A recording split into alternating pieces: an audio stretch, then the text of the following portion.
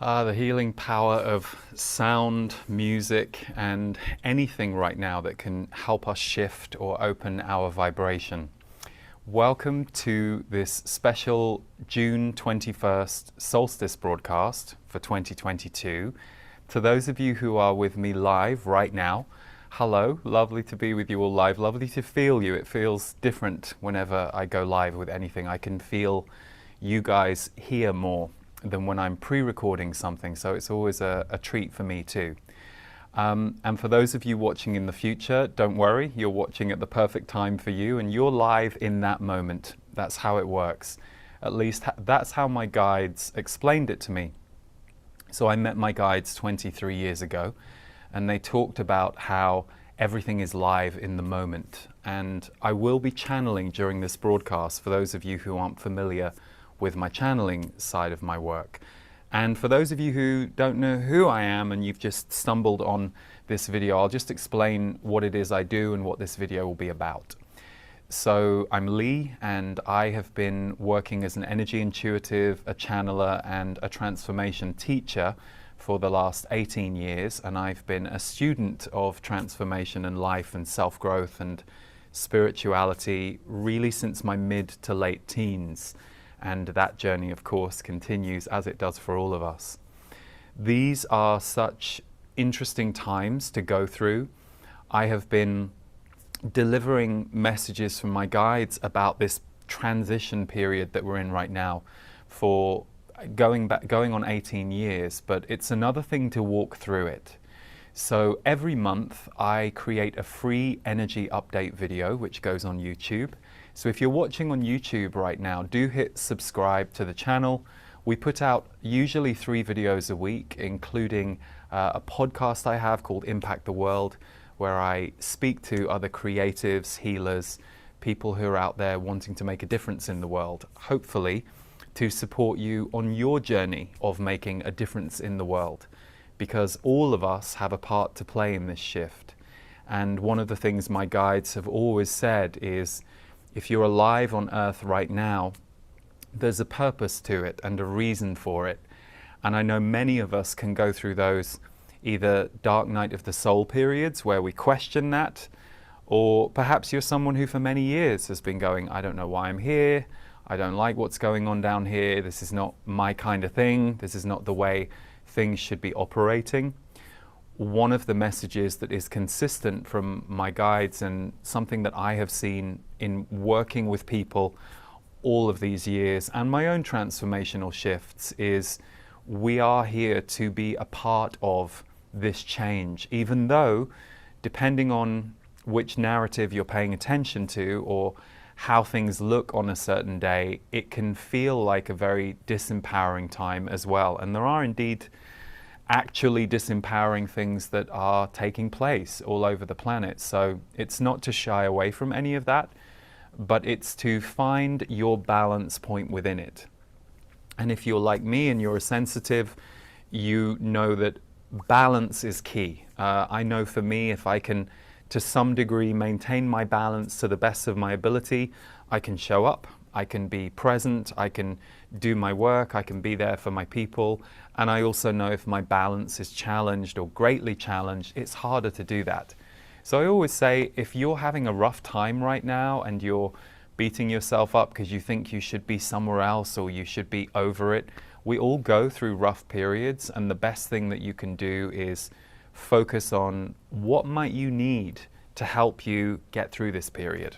So every month I do these free energy updates and they're 30 minutes long, and usually there's about 8 to 10 themes that I receive, which I share and I explain. I interpret them to the best of my ability. You'll interpret them however you need to interpret them for you. And so I've approached today in the same way.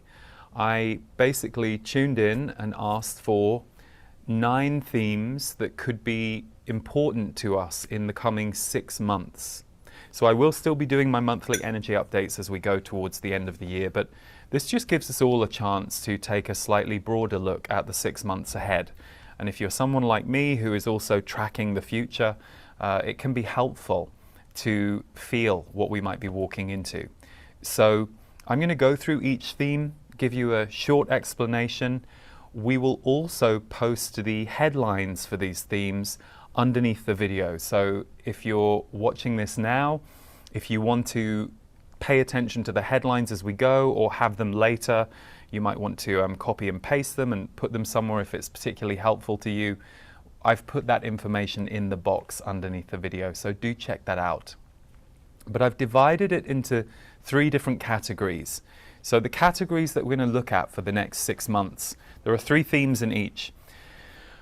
What are we dealing with or having to deal with energetically in the next 3 months, so 6 months? So the things that might be challenging, the things that might be things that we have to work to maintain our balance because of. Then where does our power lie? 3 themes for the next 6 months as to where our power lies. And third and finally, who are we becoming collectively? And that one relates to the next 6 months, but it's also one of the themes goes a little into the next couple of years. So I'll go through them in order, and we'll start with what are we dealing with and having to deal with energetically.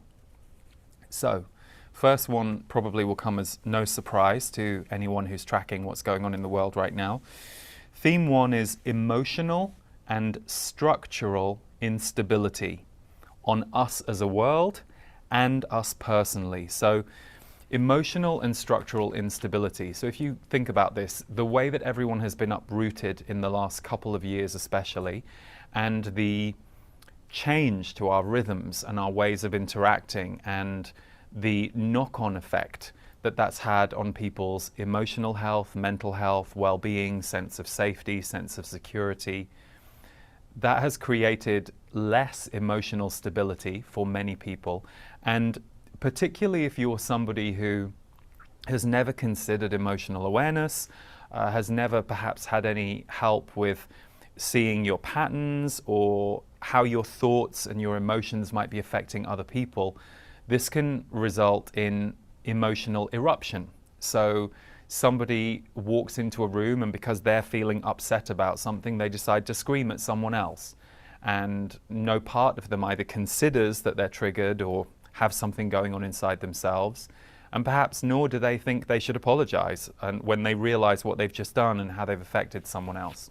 So that emotional instability can put a lot of sensitives on edge.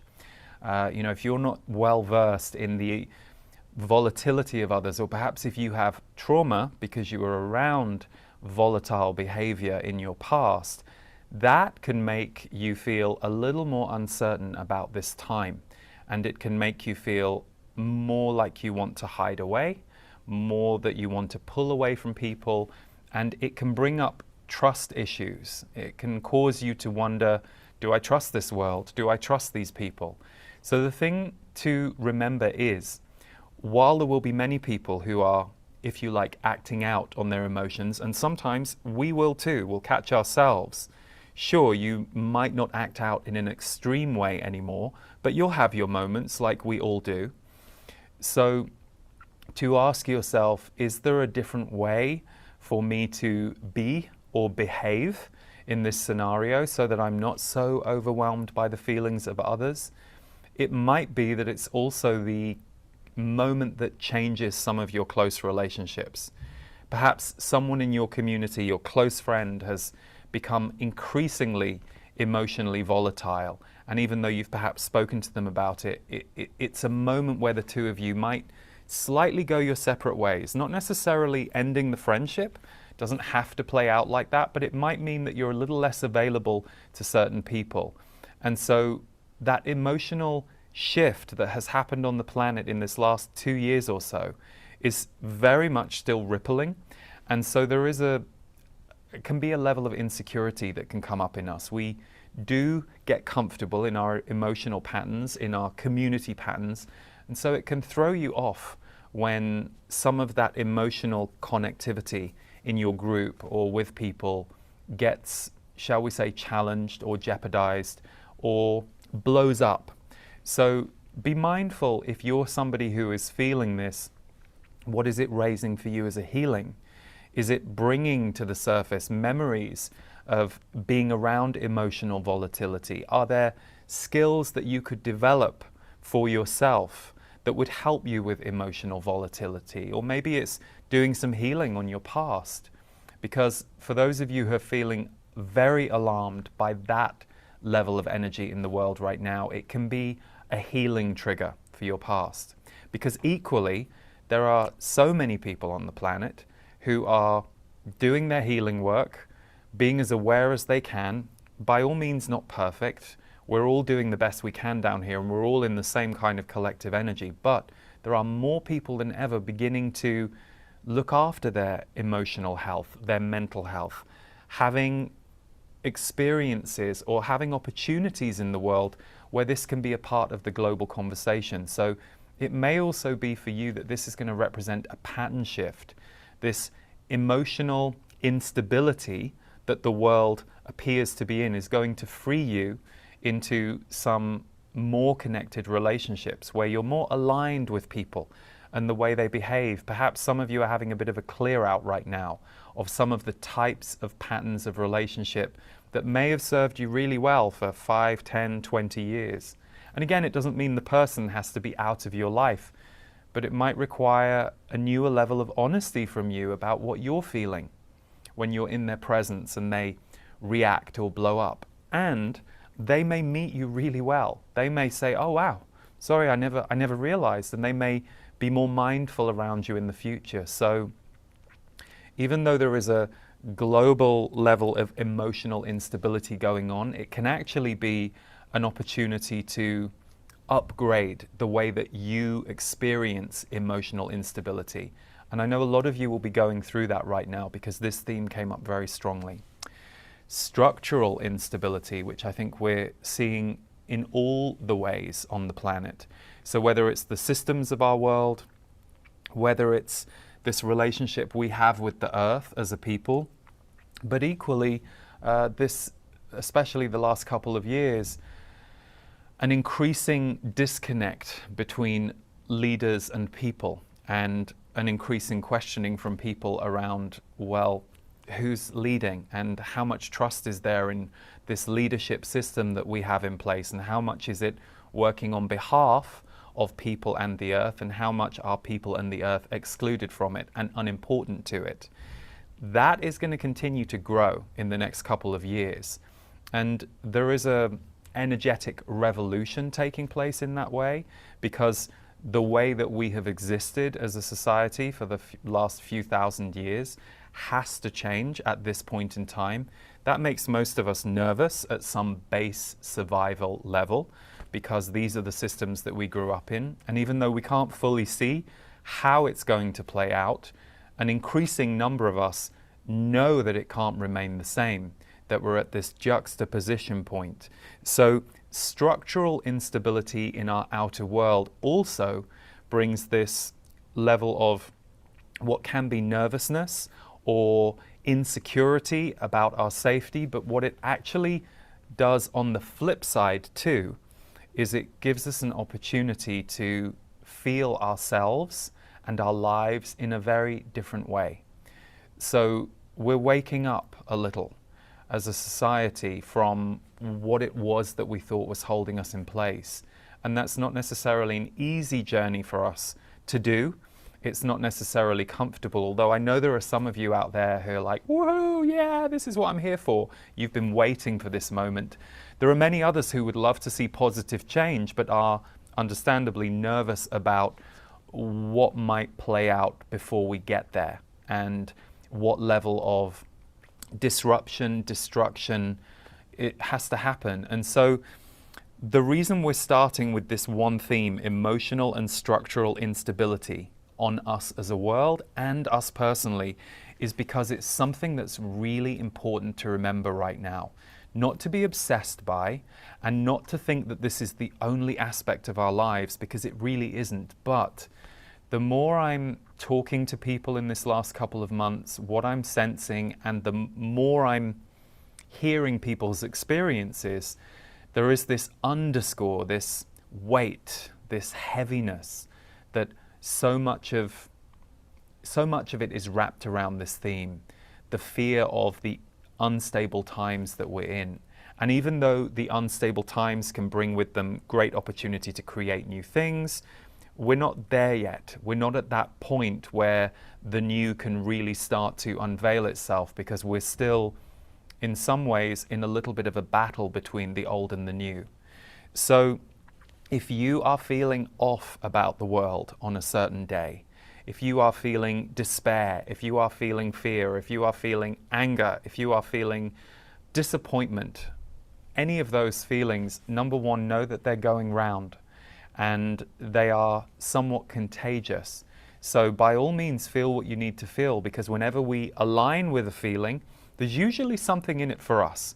It either is because we resonate and we're connecting with someone else's grief, because there's some resonance with that grief. You know, you think of how movies work on us. You know, a movie plays out a story on a screen with music and with feelings, and we have these emotional reactions to the story. Well, it's the same with what's going on in the outside world. We just can't always see the movie. But if you're sensitive, you'll be like, wow, I feel really heavy today, and there's no real reason why I do. It could be your moment to feel that wave of the world. It could be that you are processing out some of your own ancestral patterns. My guides have said that even though what we're seeing in history today we have never seen, the earth has never looked like this or been in this moment that we are in right now, ancestrally we're clearing out a lot. So a lot of the, if you like, wounded ancestry is up right now, and particularly when you look at a couple of the different examples of war that we have on the planet right now, and war always comes from wound, domination and control. So those are some of the lowest vibrational energies that we have.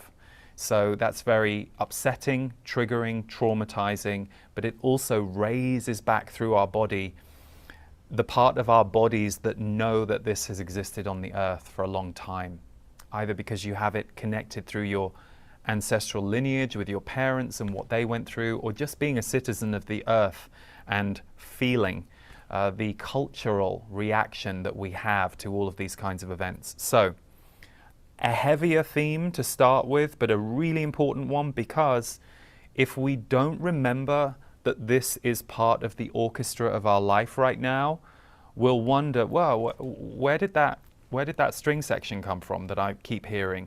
It is a part of the world, and it doesn't mean that you need to be obsessed by it or looking for it. But if you feel yourself feeling any internal, emotional, or structural instability in your own life, recognize that's a worldwide concern right now. Okay. Theme number 2 connects into the war piece. Old trauma creating new trauma. So old trauma creating new trauma. Trauma awareness and healing can break the cycle. So for example, if you were, let's say you were raised in violence, and violence is what you were raised in, you became traumatized by the violence that was enacted upon you, you either heal and you get supported into healing, or you seek support, or support comes and finds you, or things line up for you that you're ready to break that cycle in yourself, or you become the cycle.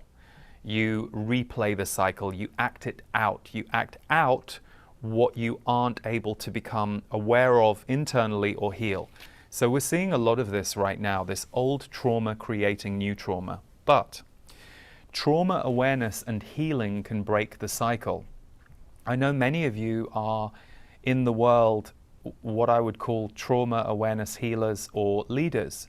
So it might be that you guide your family, perhaps you guide your wife or your partner and your kids, because this is something that you're studying in your life. You're really taking a good look at how trauma affects us and how all of us have some level of it, whether it's strong in you and whether it's very active in you, or whether it's just a lower level, a kind of typical level of the trauma of some of the things that we see play out every day on this planet.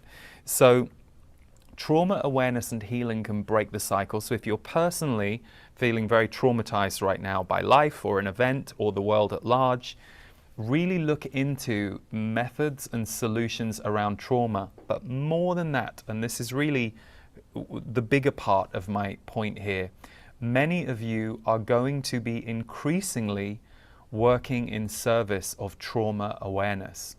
So a really simple example would be, you have a friend who just had something terrible happen in their life, and it's cracked them open emotionally, like it does for most of us.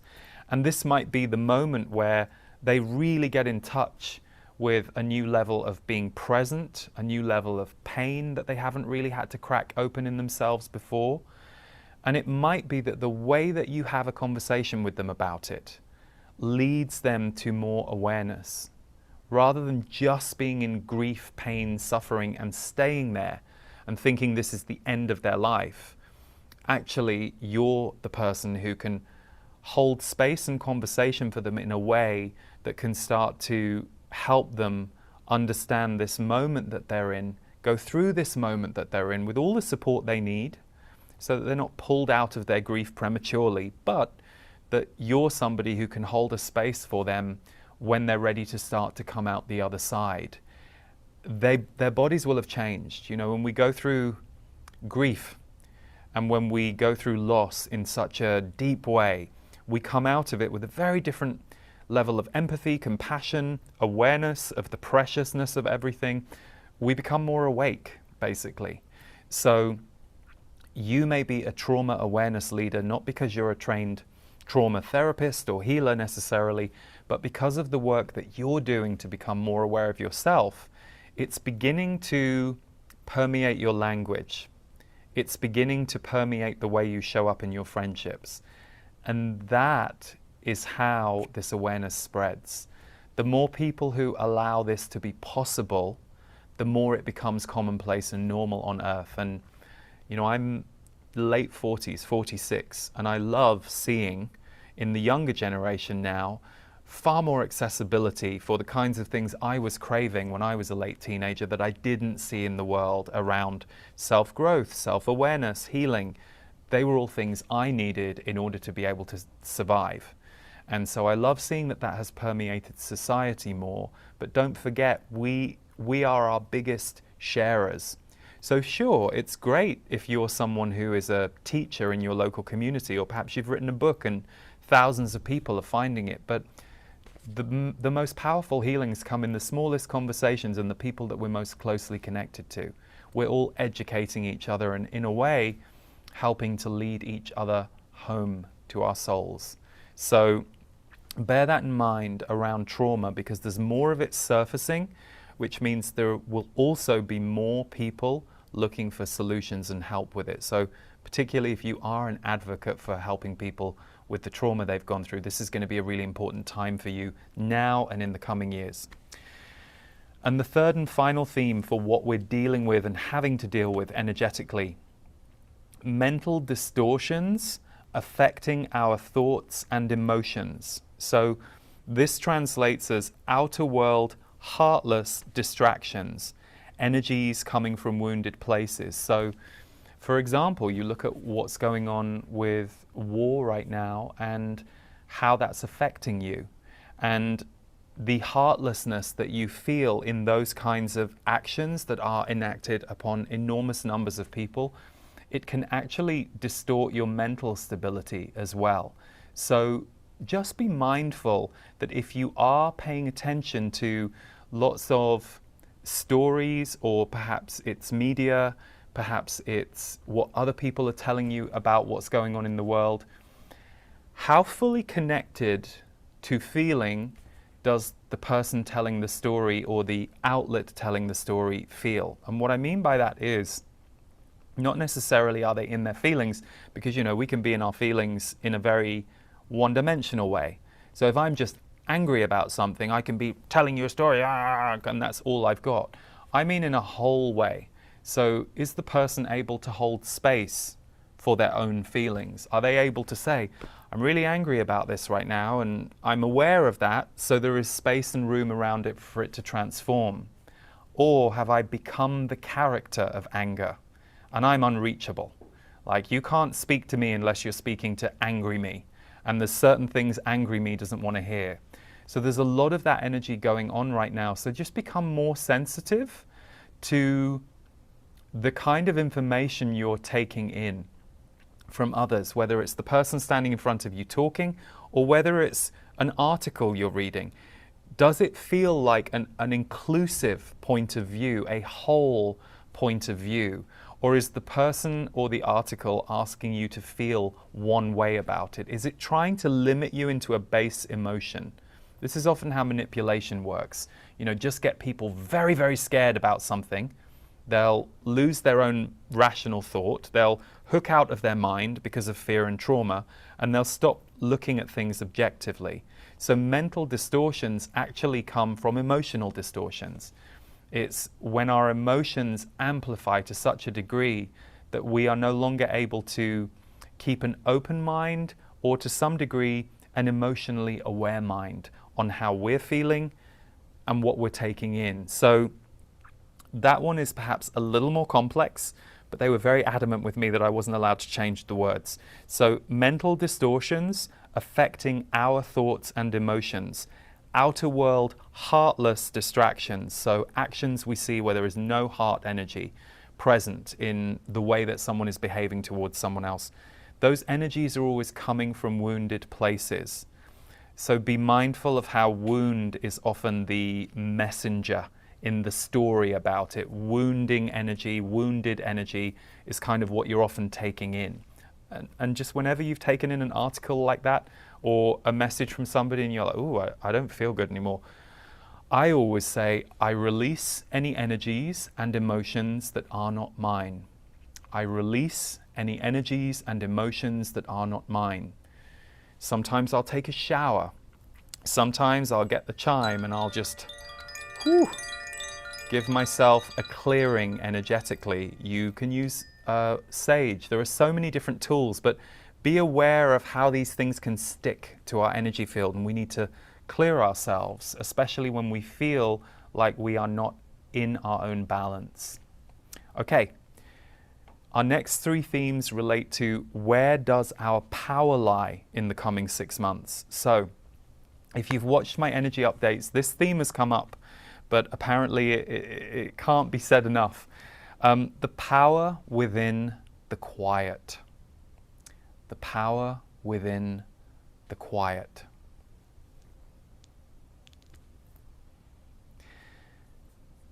The earth and universal energies want to assist and be felt right now.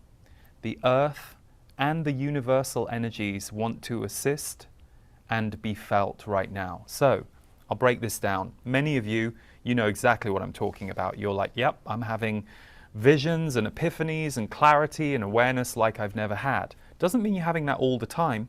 Often those things can be preceded or followed by a more contracted period or a healing, or something difficult can happen in between those things. So it's not all rainbows and unicorns, but when those things do happen, they're very visceral, and they bring you into this state of awareness and being. So you already are aware of what this is talking about. If we can quiet ourselves down, if we can bring ourselves to stillness, if we can step back from the doing, the busyness, the engagement, there are incredibly powerful earth and universal energies pouring in right now. If you're sitting there thinking, I don't know what he's talking about, a way to start to experience it would be to give yourself moments of quiet.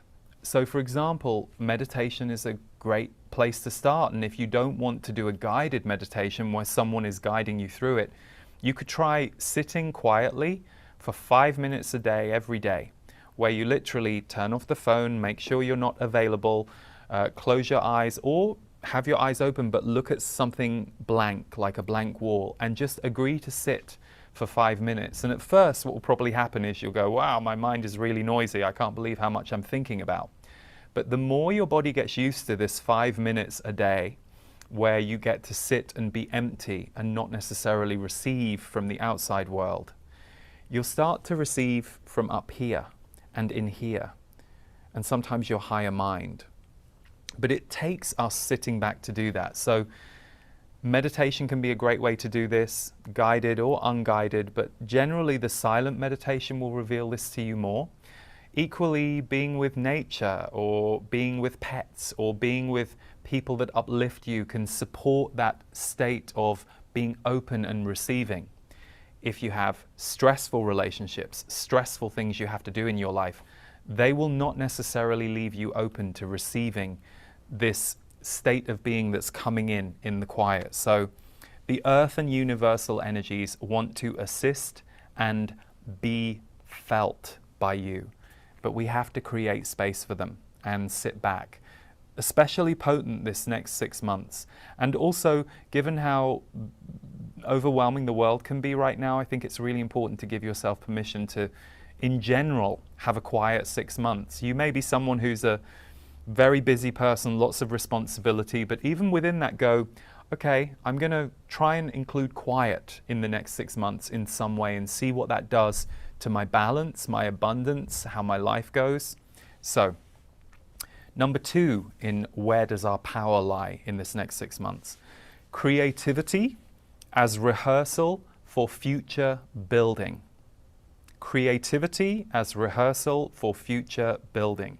So, creativity brings joy and reset in the short term, yes, but is also training for future years.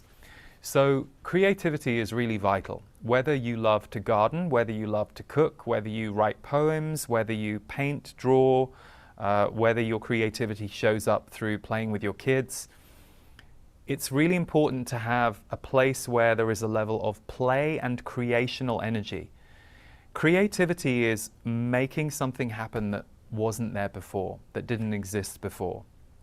So it's very powerful. I remember many years ago, back when I still did private sessions, there was a brilliant artist I was working with, and she wanted to take her career out into the world with her art in a bigger way. And the guides were speaking to her at one part of the session I was channeling for her, and they said that when you create, you reflect angelic energy back to you. So you're essentially creating something from nothing and bringing it through your body and making it appear, but you're using energy for that. It's not just a very human focused earthly world practice. So those of you who already know the magic of creativity, you won't need any convincing from me, but those of you who think you're not creative, we're all creative. We can all do any of the things that we want to do. Now, we may not all end up hanging in a museum, but that's okay. The joy of creativity is why we do it. And this point was interesting because this is the first, I've heard them say that for years. And I'm a huge advocate. I'm a lifelong creator. It's one of the things that keeps me balanced.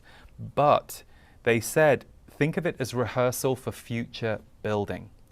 So in the years to come, there are going to be many new things that need to be built, that are created in the world. So you may be thinking that your creative acts right now are balancing you, giving you a moment of calm or peace, but they're also training you for the future.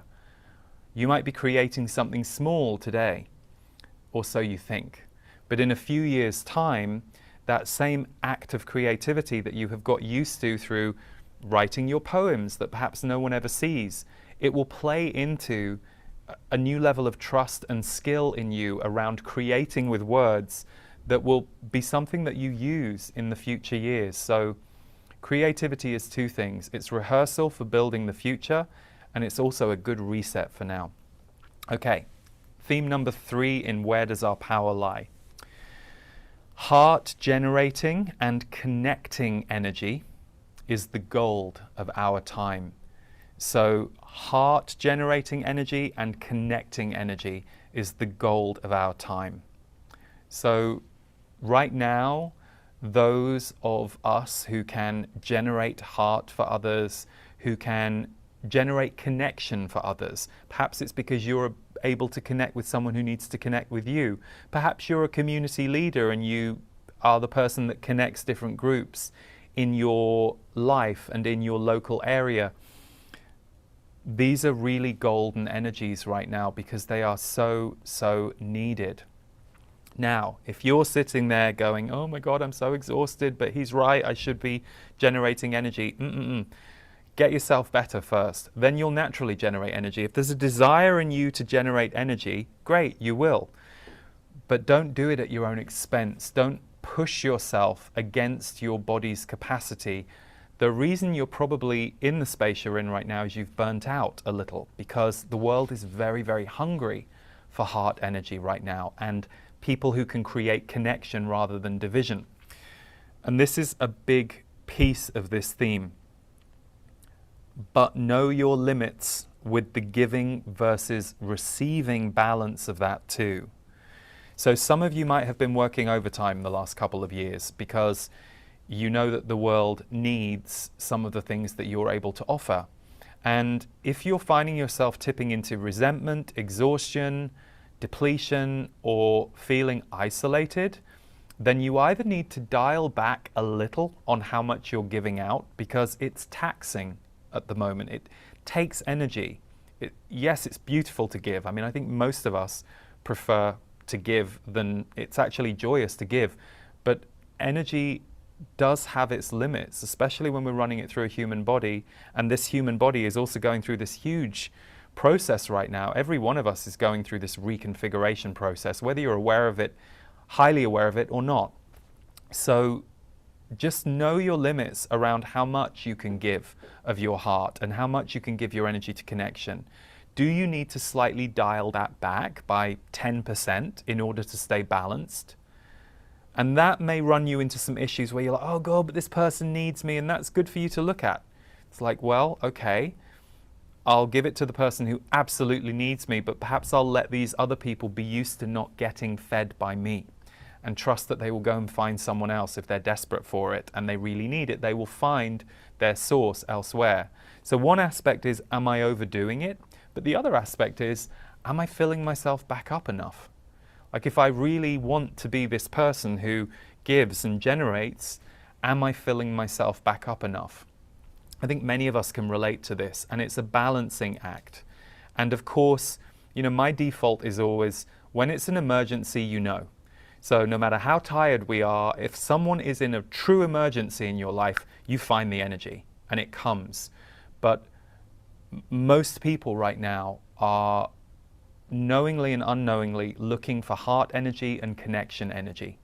So just think about that if you're that person, because that need is not going to go away in the next 6 months. But your focus on increasing your ability to be that by replenishing yourself more, giving to yourself more, or maybe just dialing back by 10% how much you're in that mode. 10% will be a huge difference. You'd be surprised. We don't have to normally cut it by 50. We cut it by 10% and we notice the difference. That's also usually how much our patterns can handle, because we have these patterns that we run on, and we're not great at just cutting them by 50%. That's often too jarring to our energy system, because our energy system is made up of our patterns as well. So, okay, last 3 themes all relate to who are we becoming collectively. So who as a world are we becoming in this next 6 months and beyond? What are we moving into? Theme 1 is moving from lone leadership to finding the ones who are community. This is an interesting one. Moving from lone leadership to finding the ones who are community. So that can mean everything from the obvious, which is you felt like you're alone for a long time. You feel like you're the one having to perhaps rally the troops or give the ideas or lead people in some way. And we're moving into a time where you will be able to find like-minded souls more. However, and this is the second part, this will come through both a perception and a pattern shift.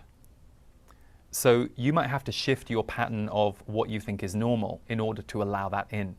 I think often we have these ideas, oh, wouldn't it be great if this happened? Or wouldn't it be great if this happened? And actually that thing happens and it really throws us. Even if it's something we want, there will be a part of our personality that has survived without that thing for so long that's now probably going to have to change or evolve or perhaps disappear. And so we always have to change in response to an outer change that comes to us. So that's the first piece about perhaps over-romanticizing this idea of, oh, well, if other people came in, everything would be okay. Yeah, but you're going to have to change in a way to let them in too. So it's actually our inner changes that really help to draw those people in. So as we start to catch our own patterns and we're like, oh, wow, I'm really negative about that area of my life. And every time I speak to my friends, oh God, I'm really negative about money. Where did I get that from? I'm gonna spend some time looking at that in the next week or so. I'm gonna think about everything I heard the people around me saying about money. And every time I make a very negative judgment about money out of my mouth, I'm going to pay attention to that because it feels old now. It feels like an old pattern. And if I want to just have a clearer relationship with money or a more flowing relationship with money, one thing I'm going to have to do, it's not the only thing, but one thing I'm going to have to do is clean up my internal relationship to it as well. Sometimes that requires outer change. Sometimes you do have to leave that job that you're in because you go, oh, there's no way I'm ever going to be able to do better in this job, and I need to do better. I can feel that I have a need to have a little more financial freedom in my life, and if this job can't give me that, despite my fears, despite the loss of the community there, I'm going to have to move on because this is now something I realize is important to me, and I've really spent time thinking about it. So the pattern shift can be a little edgy, but this is even the bigger point with this theme. Moving from lone leadership to finding the ones who are community. The message they gave me with this was, it's actually more about all of us trying not to be a lone leader more than any actual fundamental change in the people around us. How much will we allow ourselves to reintegrate with community? I know sometimes in the spiritual community, you know, there can be a grief or a disappointment about, well, why isn't the rest of the world wanting this too? Or why isn't my family as kind as I want to be? And truth is, your family just might never be able to be that kind. It's just not in them. It's not their way. It's not a value to them, and that doesn't make them bad people. It's just not where they're focused. So are you costing yourself by being frustrated at them for the kindness that they either don't acknowledge from you or don't reciprocate? You know, are you needing to step away from that group a little bit and go and find a group who will reciprocate that kindness and uphold that value with you? And it will make you feel less like a lone leader in that area. So lone leadership can relate to values or energies that we're upholding for a group or for close people that we don't want to be alone in anymore. And sometimes it's as much as us shifting our identity around it. You know, perhaps we feel a bit martyry around it.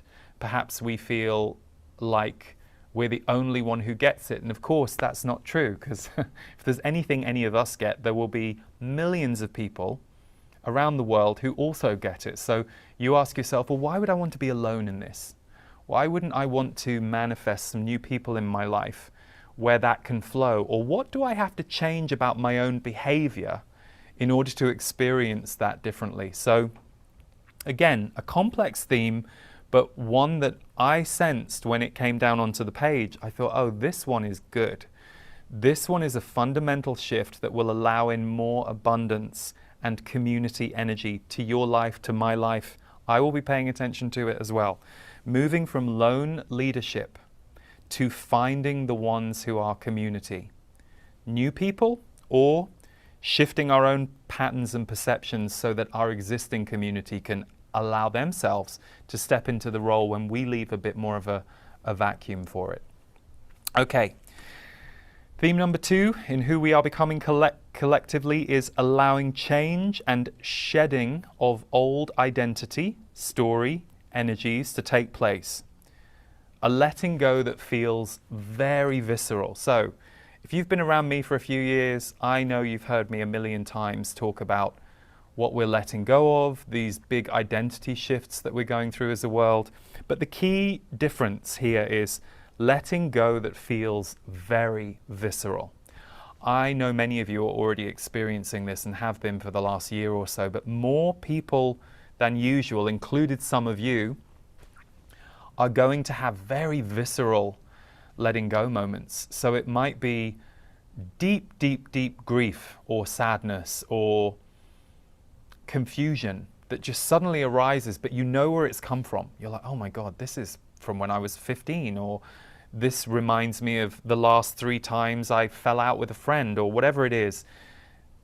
When you feel it that viscerally and it moves through your body and you have an emotional release or awareness or feeling around it, it's leaving, it's wanting to leave. So you can always help it along by becoming more aware of it, by saying, I allow this to release from my system. There are so many different things you can do, and you will have your own tools. There will be things you can find, but allowing change and shedding of old identity, story, past stories of your life, and energies to take place in you.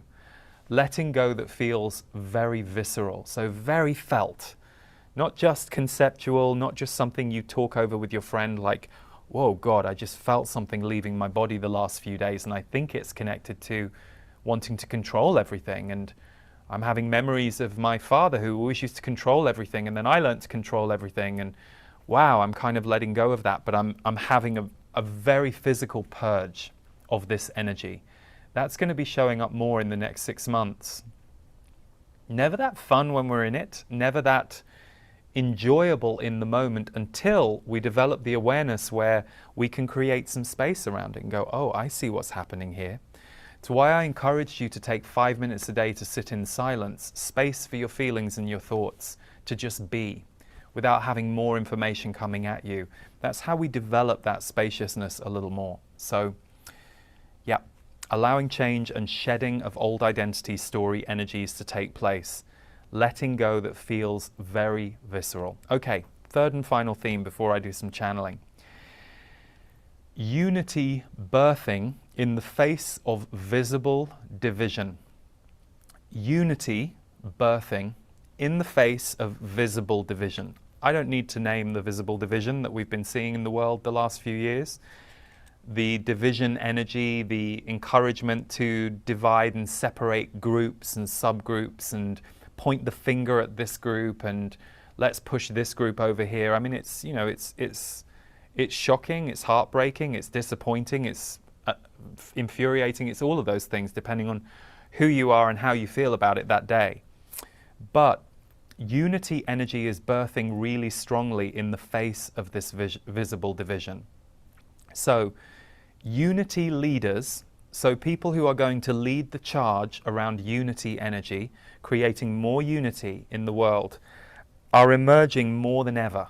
In the next 1 to 3 years, more people are going to be stepping into becoming a unity leader. It doesn't necessarily mean you have to. If it doesn't feel true to you, it won't necessarily be you. But the more unity leaders we have out there in our local communities, perhaps, you know, whether it's online or all the different ways that we receive and are influenced by each other, the more unity leaders that we have standing up, showing up, the more it models it in the world, and the more it allows more of us to step even deeper into that energy of unity. So, if you have been strongly tested around division or lack of unity lately, it may be that you are here to build and usher in unity.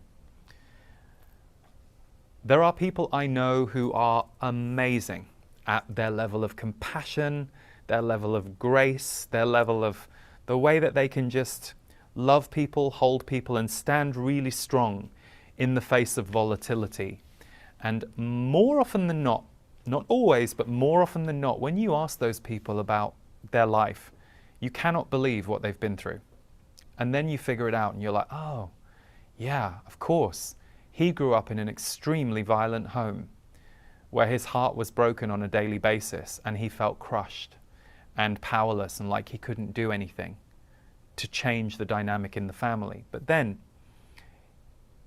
he learned he needed to heal himself, and he needed to perhaps do that for many, many years and decades and keep showing up for the trauma imprint that had left on him. But equally, he decided it was in his makeup and his purpose to go out there and offer that to others.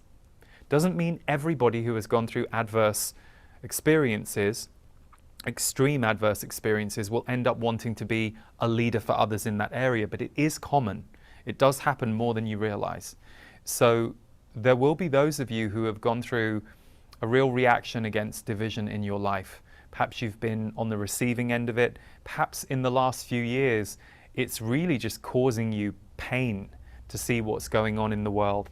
And what may activate, not for all of you, it won't be true for everybody, but what may activate in you, if that's what you've just been through, is this feeling that you want to go out there and be someone who promotes connection and creates unity. And as ever, very hard to talk to the world about unity, very hard to reach every member of our planet and connect them all in unity, but far easier to connect a group of 5 or 100 or 1,000 or 100,000 or 1,000,000 or more who are all connected around unity. And gradually that healing energy of unity, where you're included and where you know that no matter what you're going through, or perhaps no matter how you've reacted, there is a space for you to be allowed to heal, to be allowed to be forgiven, to be allowed to forgive. It's not that that energy is going to show up in every individual on the planet right now. It just isn't. That's not where we're at as an energy in a world. But we are headed more in that direction than ever before. It's also why we're seeing division. The Z's have always talked about, that's my guides who you'll meet in a minute, they have always talked about the dark and light, and how as light is rising, so too does the dark become more visible, because there is somewhat of an energetic battle going out that doesn't need to concern you if that's not your concern or your area of expertise. But what you can do is create more unity, more light, more togetherness in whatever way that looks like. And if you are a parent right now, that's an opportunity that you have right there, not just for your own child or children, but also the communities of kids that your kids are around. And so there are others among you who won't be doing it through parenting. You'll be doing it through all kinds of other ways. So we're going to have this unity birthing energy in the face of visible division. Unity leaders are emerging more than ever in the next 1 to 3 years. And so the next 6 months, those of you who feel some energy around what I'm saying, don't be surprised if you start to get ideas, visions, epiphanies, things that you want to create and work on and bring into the world. Okay, well that took a lot longer than I thought it would. So we're going to be going a little over an hour here because I want to make sure that I channel for you. So my guides, the Z's, I met them when I was 23. Wasn't something I was looking for, wasn't something I expected. And I use channeling, and I encourage others to use channeling as part of a balanced diet. So, you know, it's one of the tools in my toolbox, and it helps me to live between the earth and the sky, which is kind of where I seem to be positioned. You know, 1 foot on the ground and 1 foot up there. It helps me bridge those two worlds and informs a lot of how I work here. And, you know, I'm always tuning in on them for the energy update themes too. So I will channel for a while and we'll see what message they have to give. I'll probably channel for about 10 minutes or so. And yeah, you can close your eyes and just experience it. And you can also, you may notice that your own visionary mind gets activated when you're in the presence of a channeling energy that you resonate with, or a channeler that you resonate with. It can open up your own third eye and higher mind and visionary window. So don't worry too much if you don't pay attention to the words that I'm channeling. Instead, you'll be having your own visionary experience in tandem and in response to the energy of what I'm doing.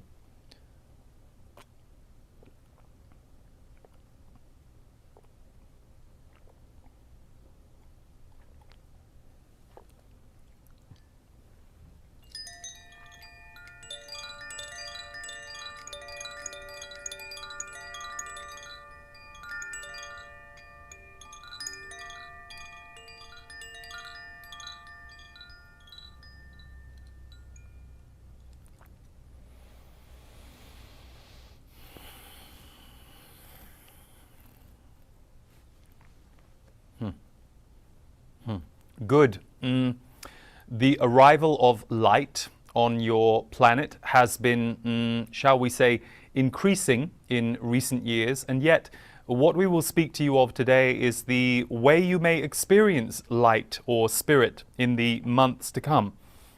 At this moment in time, many of you are noticing that in order to access the soul planes or to visit your higher mind, your higher self, the part of you that feels connected to universal energy or source energy or a higher power, you may know it as, you are having to, shall we say, somewhat leave your body. There is more of a separation of late between the earth plane and the spirit plane, or at least that is the perspective of experience for many of you. Some of you are noticing the earth plane feels more dense of late to you, and the spirit plane feels more alive, but that the two are not often coexisting or colliding in the way that you were used to. Well, the reasoning for this is that many of you are going through extraordinary upshifts or upgrades, as it were, energetically, and yet in order to do that, you need to put yourself firmly into your earth body, your earth identity, and the story of the earth at this time.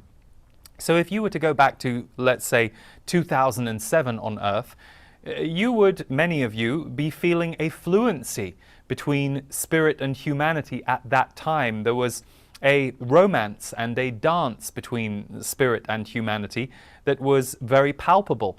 For awakening energy was hitting the planet in a strong way at that time, and there was a window of awakening energy available to those who were ready for it, resonant with it, and magnetizing it. When we speak about awakening energy, we simply mean you remember that you are also a soul. You remember that you are not just a human, you are also a soul. And it is your soul that is fully aware of and connected to the spirit realms that you originate from and that exist around you. Now, it is true that as a human you are meant to forget. There is a level of spiritual amnesia on this planet that is both intrinsic to being incarnate, but is also programmed at this point.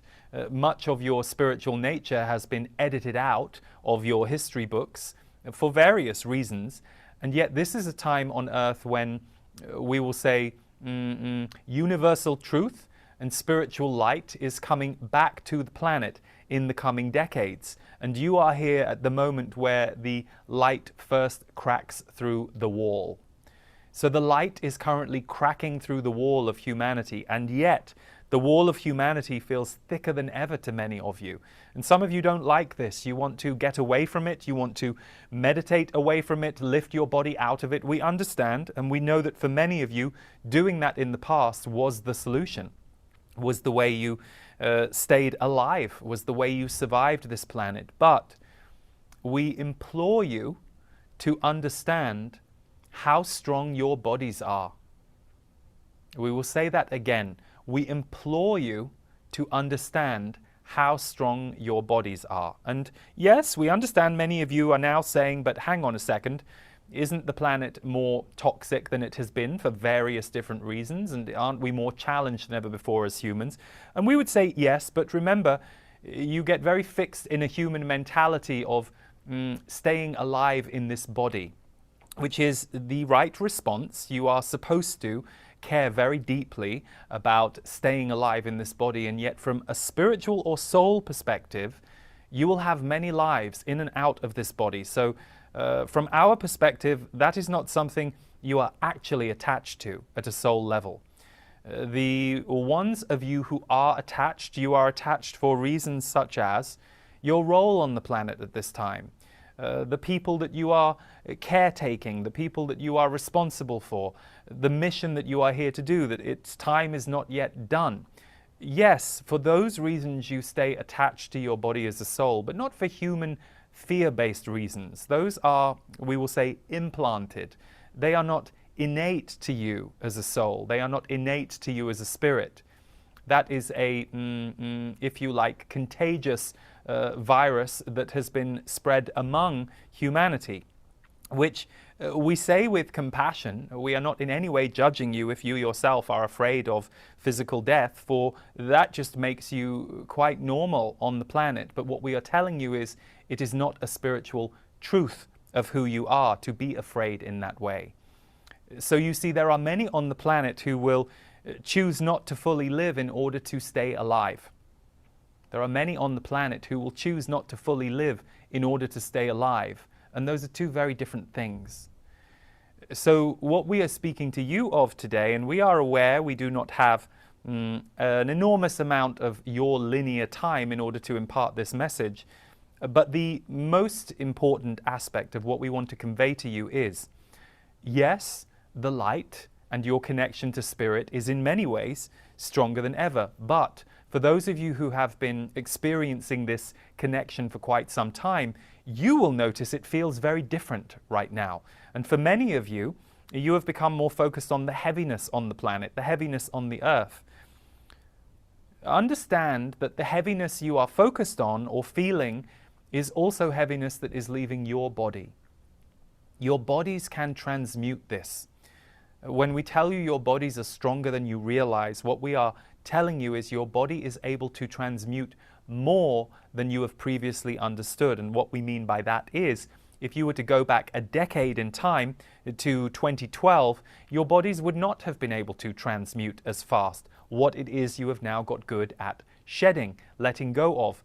Old feelings of grief that were inherited, not just your own, even though they became very personal to you. You started to be colored by this grief that you had imbibed that was collective. But now many of you are beginning to realize you do not need to be weighted down by that grief in quite the same way. Recently, Lee was asked a question about compassion fatigue. And for many of you, compassion fatigue is a real thing, but we will add another part to his answer about compassion fatigue, which is that compassion need not be tiring when it is flowing, but when it is being directed, when it is something you are having to summon, and when other people are asking you to give them compassion they are not having toward themselves, it is tiring. Shared compassion from one soul to another is beautiful. It is like celebrating a delicious painting.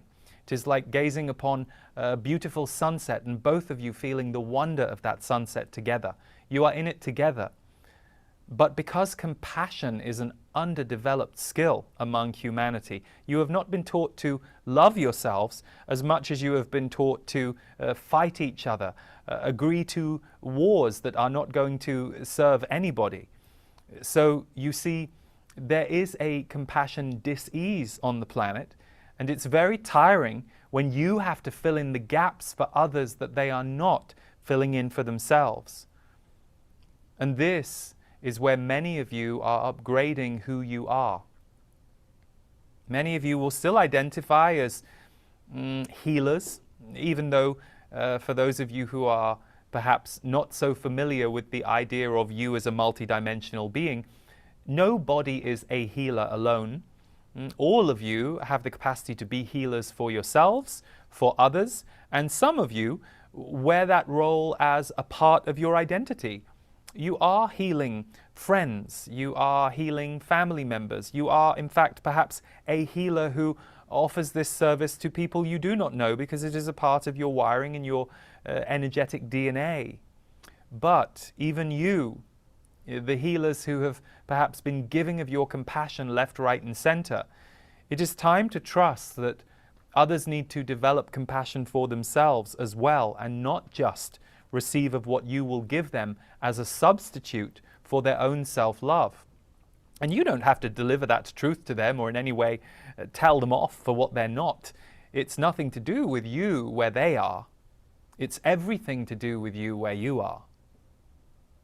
It's your power to change who you are that we are most interested in here. So, for those of you who are feeling a little heavy on the planet right now, ask yourself, are there ways I am interacting with planetary energy, with people, with the world at large, or with what I am experiencing as the energy of the world that is a little outmoded for me, outdated for me, needs to be renewed. I need to do some different things.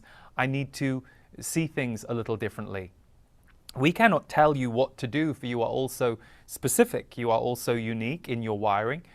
But we can tell you that for a great many of you, there is an opportunity here to change the way you operate, to recognize the parts of your way of operating that are now costing you, and to make adjustments and to experiment with those ways of operating. As Lee gave you this example of 10% less. What would happen if I consciously asked myself to give 10% less in a certain area than I normally do? And then pay attention to the results. You may realize you need to take it down another 10%, or it may feel so jarring to you and so foreign to you that you have to go back to 100% of giving for a while until you get the next level of awareness as to why it's so important for you to give energy in a way that you do not fully have.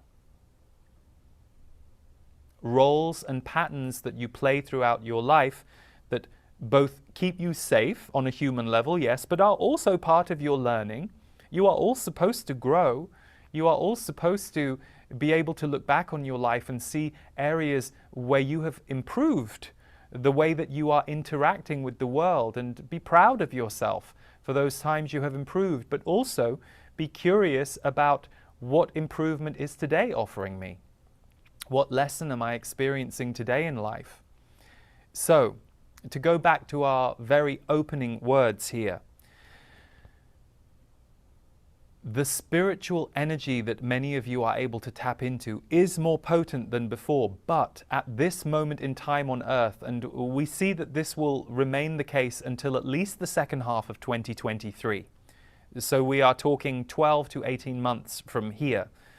You are going to experience the spiritual energy that you are able to tap into through visioning, through meditation, through epiphany, through awakening moments that are spontaneous, where you suddenly feel incredibly present, incredibly alive, incredibly in tune with everything, for no apparent reason. That energy is going to remain a little off Earth for a while, because the Earth is going through quite a purge of dense energy. But that doesn't mean it is not available to you. It is just located, for many of you, in a slightly different place to before. There is a little bit more of a stretch that needs to be done to get there. There is a little bit more of a reach that needs to be done to get there. And then for those of you who are left on the Earth, not enjoying some of the heaviness, if you can uplift the heaviness for yourself, you will also be creating an energy field on Earth that can transmute and transform heaviness for others. So even though we know many of you think you live alone, many of you are living just meters away from someone else through a wall. And what you do in your energy field can have a knock-on effect. So for those of you who often feel it is selfish of you to step back for a while, we would remind you that stepping back for a while is important for every single human soul on Earth, in order to let yourself become something new, in order to rewire the way you work. So this gap that we are speaking of on Earth between the light and spirit energy at this time and the seeming further distance from the Earth that this spiritual energy is to you is not just locational. It is actually because many of you who have been connecting with your spirit for, in some cases, many, many decades now, you are actually shedding human heaviness at this time in a way that is faster and a little different to the way you did it before. You are doing that in tandem with the rest of the planet. And for some of you, the lesson is going to be not doing it on behalf of everyone else at the expense of yourself. If you learn how to transmute heavy energy in and for and through yourself and commit to your own healing work, those of you who feel very devoted to helping others, you will become a superpower of that, more so than if you prostrate yourself in order to try and serve others while you yourself are underfed and underwatered. So, we say all of this to you so that you can simply become more aware of the locational position of light and spirit in your life if you are experiencing, and also to remind you that this time of clearing, even though it can be very challenging, troubling, difficult for those of you who are very in your heart to feel the heart suffering in the world right now, we would remind you that your heart is also strong, and so are the hearts of those on the planet who are going through great challenges right now. Just as when you go through great challenges, your heart often becomes stronger on the other side as a result. So be careful of how much distress you drown in. There is a difference between using someone else's distress signal to spur you to action and empathy and as the signal that someone needs your help, or wearing the distress of the world as an outfit that simply cloaks you in darkness and turns off your light. That actually does not help anybody. That is not transmuting. That is not allowing yourself to push through and figure out who you are and why you are here and what your purpose is at this time. And if this is speaking to you, if you are feeling emotional because we are describing you right now, we would say to you, learn to be quiet and learn to create. Creation will be the way through for many of you in any form, but creating something new in the world will help you shake off some of this death energy that you are feeling shrouded in and bring you back to life. These are challenging times, but they are also potent and transformational times. And as we have said many times, this is a time that you elected to come to. This is a time that you elected to incarnate in. So you are needed, and now is your time. In peace and in love to all.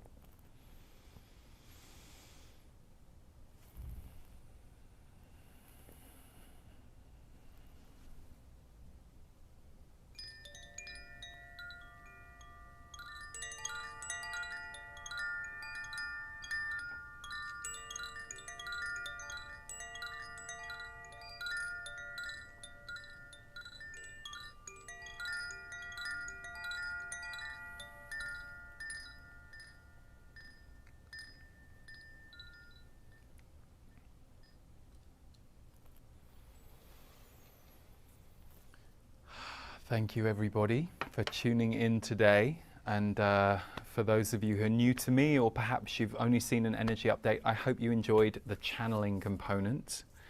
As I said, the headlines, the themes will be underneath this video, so if you wanted to see the headlines that I went through again, feel free to check those out. And in July I am doing a brand new channeled course. It's called Transmissions, and it's called Elevate Your Vibration. And it will be across 4 weeks, and it will be about 80% channeled, the whole course. So it will be messages from my guides on themes that they have decided would be really good for us going forward this year. So I and my team are really excited about it, and we will put a link underneath this video to it if you want to join us.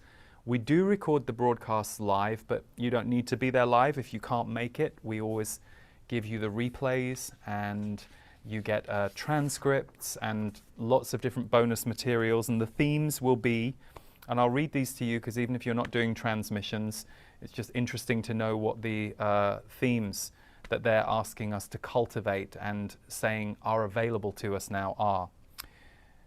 The first week is allowing abundance and presence into and through you.